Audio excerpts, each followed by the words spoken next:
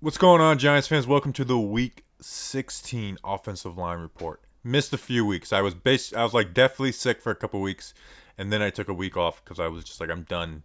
I'm just so over talking about breaking down film of this team and the offensive line. So I was going to do a two-parter this week. I was going to do an Andrew Thomas segment, which we do have an Andrew Thomas segment. Some good stuff.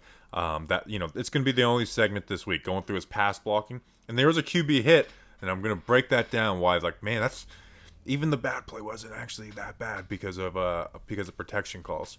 And but I am going to be pretty critical of him in the run game. Like I want more out of him in the run game. I was going to do a Corey Cunningham segment because he got his first real reps with the New York Giants when Matt Parrot went down. But here's what I'm going to do. He was thrown in mid-game, wasn't expected to start, wasn't even expected to be the backup because Nate Solder got COVID on Saturday. So here's what I'm going to do. If Corey Cunningham starts next Sunday, we're going to give him his own segment, no matter how good or bad it is. If he doesn't, if Nate Solder comes back and play, I'll go retroactively and use this film so we can kind of you can form some takes off of him going into the offseason. Maybe he could be the swing tackle. So that'll be the plan for that. And I want to say before we get into the film, like, subscribe. But Matt Parrott, I feel so bad for the guy. Like, it's been such a rough year, and part of that is his own doing because of his play. It's a production business. But he should have been playing starting earlier in this season to see if he could be the future right tackle. Now, did I want him to start starting a couple weeks ago? Yeah. But if with it happening a couple weeks ago, it would have been like, all right, let's see if he can be the swing tackle of the future. Now he gets the torn ACL with 2 weeks left in the season, end of December, man, it sucks, and it kind of, you can't really look at him as an option as a swing tackle going into next year. Like that's now another need. Nate Solder is not going to be back swing tackle unless Corey Cunningham blows us away next week. Like, and even then, like, you can't use him. It sucks. So I really do feel for Matt. So like, subscribe, and let's get into the Andrew Thomas film review. All right, first play we're going to go through is the play that, leaving Sunday. With watching the TV version, it's like, man, this was a really bad rep from Andrew Thomas. This doesn't make a lot of sense. Like, completely opens his hips, gives up a hit, as well as Matt Parrott. You don't remember, like, this would count it as a fumble. Matt Parrott gets beat first, but Andrew Thomas gets beat too, and like, man, that's a really bad rep. Let's look at two things, and this is where having a QB like Jake Fromm, who's brand new to the team, can be an issue. This is a third down. I want to look at this play concept, which we don't really do on the film reviews. This is called flood, which is a 3-level high to low read. We're hitting 1, 2, 3 levels. Now the Eagles play man against it, which is the best thing to do against flood. Flood is a zone beater. Now you can win against man too, which Kadarius Toney does. But this is the deep concept. Even though that ball should have went short, it's a deep concept. And let's watch the quarterback. 1, 2, 3, 4, 5. It's a 5-step drop. Watch the way both these guys open their hips immediately. This is blocked. This is called like a quick concept. This is a quick concept. This is where QB, brand new QB, the center, they call the wrong protection. I mean, they are all blocking like this, like a 3-step drop quick thing. It'd be one thing if this was an issue before, but it's like we haven't seen Thomas make a set like that all year, really. But let's just say it wasn't, though, and let's go through it. Just one, completely opens his hips immediately. Which, dealing with a wide 9, you should get more vertical. If, again, let's just assume that it wasn't a bad protection call. Just completely opens his hips immediately, and you're getting your QB hit by everyone.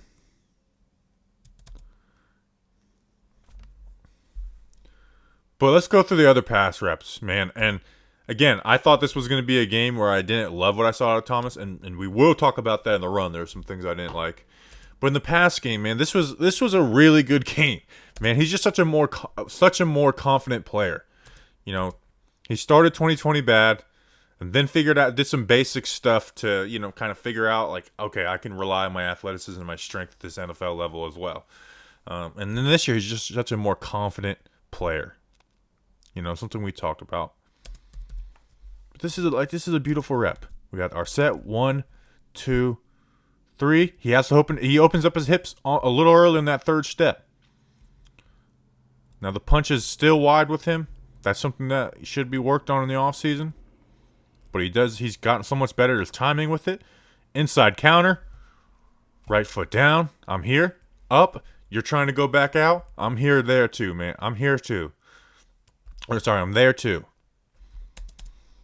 Like I'm just a more confident player. I'm not panicked in my pass sets. I'm not leaning and lunging with my punches anymore.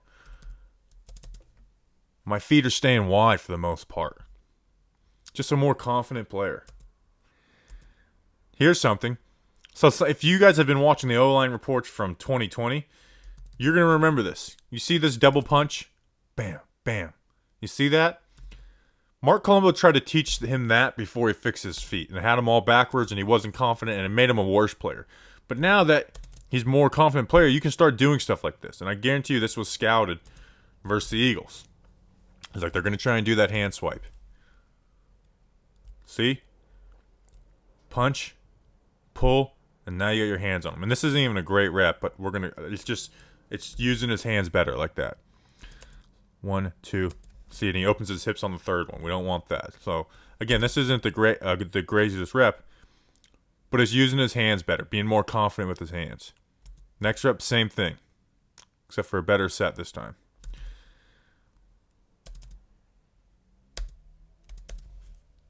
Punch isn't over his skis, leaning a little bit, but not over his skis. Reload. Bam. You got long arms. You had the longest arms at the combine, basically. Ready. This next time, he does it even 3 times.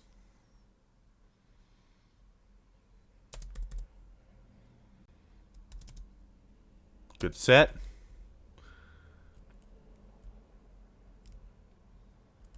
Reload the hands. Bam. Reload the hands. You're washing them around at 10, 11 yards. Your QB, this is a third down as well. You got all the time in the world. You run a mesh concepts that's short of the sticks, Freddie Kitchens. Bam, bam, bam. Just a more confident player.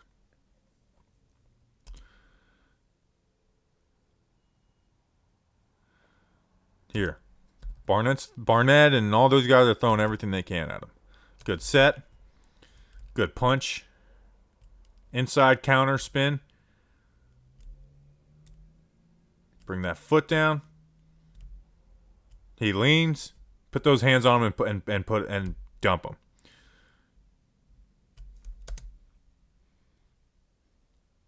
Just a more confident player, more relaxed.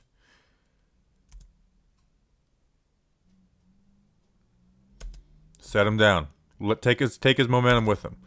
1, 2, 3. Good set. Your punch. You're athletic as hell, Andrew Thomas. You put that hand on the small of his back and force him with that momentum. You're not dipping the edge versus Andrew Thomas. You're not athletic, Mr. Defensive End. You're not athletic enough to dip that edge around Andrew Thomas and walk away like nothing happened.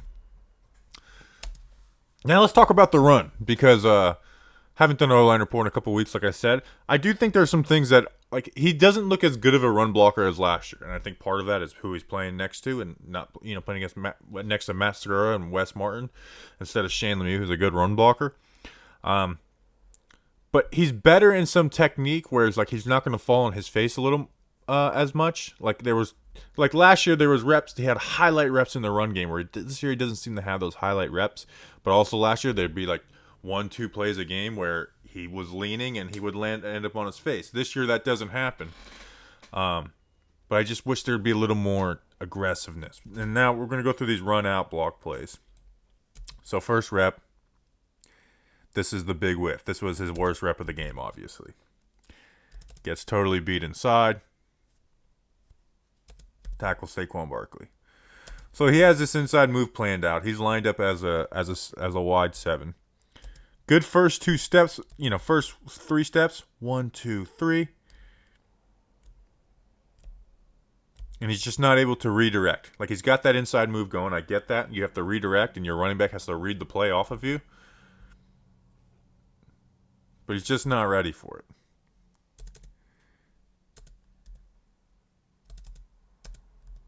Not a very violent punch. Just gets beat inside. Not ready for it. Not ready for an inside counter. Was totally banking on him just playing that outside gap.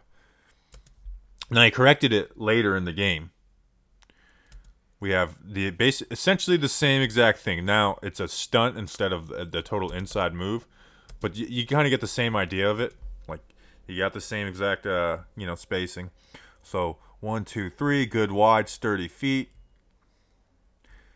Now he goes inside. You're ready. Let him go inside. Let him you're not going to stop him from going inside. Let him go inside. And now the running back's able to bounce it.